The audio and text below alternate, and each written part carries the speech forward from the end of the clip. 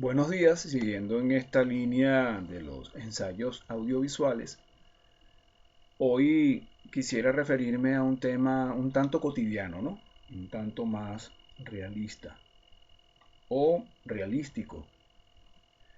Y digo realístico como para resaltar doblemente su carácter real, ¿no? Porque siempre hablamos aquí de autores y hablamos de libros y hablamos de condiciones literarias, pero esta vez vamos a hablar de una condición literaria pero en la vida cotidiana.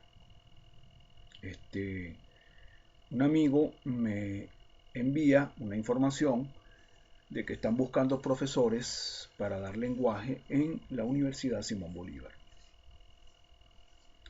Y esto, por supuesto, es un empleo interesante porque es un empleo que está dentro de tu profesión. Este, digamos, es un empleo por el cual puedes recibir un dinero, pero también existe una realidad logística. Y es que, digamos, ir a la Simón Bolívar es prácticamente salir de la ciudad, ¿no? Ir y regresar no es cualquier cosa, ¿ves? Y entonces uno se pregunta si tiene sentido realizar este tipo de trabajo. Es un tipo de contratación que se está haciendo de emergencia. Yo hubiese querido que ese tipo de contrataciones se diera en otras circunstancias, ¿no? No en una circunstancia de emergencia. La Universidad Simón Bolívar tiene una emergencia como la universidad pública en Venezuela porque los profesores han desertado, se han marchado de Venezuela, este, y prácticamente la educación superior está atravesando una crisis muy dura en cuanto a la pérdida de recursos humanos, y eso es una realidad que hay que decirlo, y se ven forzados a este tipo de fórmula de contratar trimestralmente a un profesor para que dé un curso, para que cumpla con una responsabilidad de curso en su pensum, ¿no? Este, a mí me parece que es una medida circunstancial, este, y por supuesto responde a una condición negativa, pero es positiva en el sentido de que le da oportunidad a un especialista, a un conocedor de la materia, impartir sus conocimientos, ¿no? Pero claro, aquí es donde viene la condición de un artista, de un intelectual como yo, que tiene una rutina, que tiene una logística, que tiene un plan de trabajo, que tiene que cumplir además por razones de obligación, y cómo puedes adaptarte a esta condición de dar clases en la Universidad Simón Bolívar. Ya había recibido una información al respecto, de un amigo, de un colega, poeta y también profesor de literatura en educación secundaria, que me facilitó el dato de que, bueno, estaban buscando profesores para la misma situación, o por la misma situación, mejor dicho, en el pedagógico, en la Universidad Pedagógica, ¿no?, de Caracas. Es decir, estamos en crisis, ¿no? Entonces es lamentable que se hagan este tipo de contrataciones en crisis. Yo hubiese querido que este tipo de concentraciones se hiciesen hace por lo menos 20, 25, 30 años atrás. Que lo podíamos hacer, pero no se hizo. Contratación a profesores que de repente no han hecho carrera académica, pero manejan información, manejan conocimiento, tienen elementos que aportar, y contratarlos de esta manera para, digamos, ofertar en los pensum de estudio de las diferentes carreras las opciones electivas de recibir información, de recibir datos que por otras vías, digamos, no tendrían esa calidad, ¿no? Y eso no se hizo, fíjense. Y se viene a hacer en un momento de crisis. Esas cosas que originan las crisis, que en Venezuela por lo menos parece que solo reaccionamos a las crisis o en crisis. Solo reaccionamos en crisis. Y en buena medida creo que, digamos, cuando yo veo la industria cultural venezolana me doy cuenta de que Hay una gran cantidad de alternativas que no son gubernamentales. Y eso es positivo también. ¿Me entiendes? Claro, estamos hablando de una coyuntura política, ¿no? Y estamos hablando de una coyuntura en las universidades de crisis completa. Necesitan profesores. Y sobre áreas en especial, ¿no? Sí. Este, mm, es una cuestión de ver qué es lo que ofrecen, pero en el primer esquema, en el de la Universidad Pedagógica de Caracas, el asunto era muy complicado.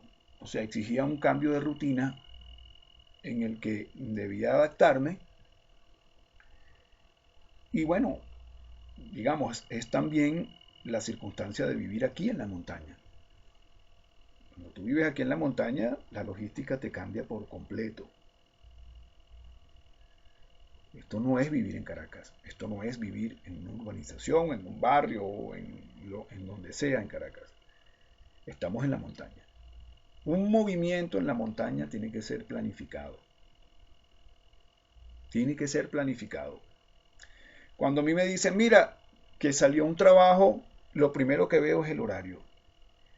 Si el horario me exige demasiados cambios, me exige un sacrificio demasiado grande, no me sirve. No hay forma de compensar ese sacrificio. Entonces, claro, uno también mide las circunstancias. Voy a adquirir un compromiso que seguramente me va a aportar algún dinero, pero de verdad la rutina es... Yo les digo una cosa, a mí me gusta, a mí me gusta, pero si tuviésemos un buen transporte público, bueno, eso ayudaría.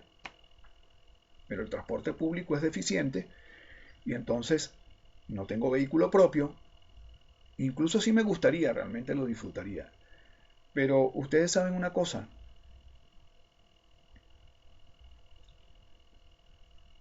a ver si me entienden.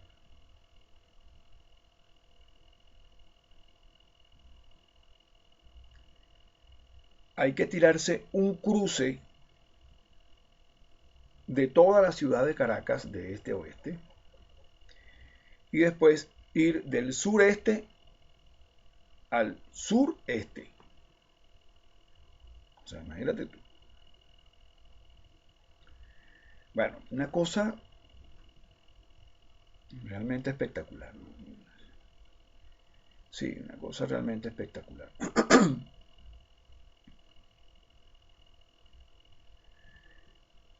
Ese recorrido me llevaría a hacerlo aproximadamente, calculo yo, en unas eh, entre unas 5 horas o unas 4 horas y pico.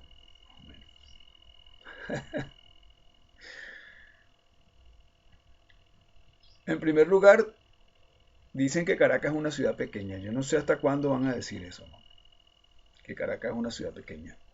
Claro, siempre la vemos desde Catia a Petare y en dimensión, coño, es una ciudad realmente pequeña, ¿no? A pesar de que es muy densa en términos poblacionales. Pero es una ciudad pequeña en extensión. Pero cuando tú la ves de norte a sur,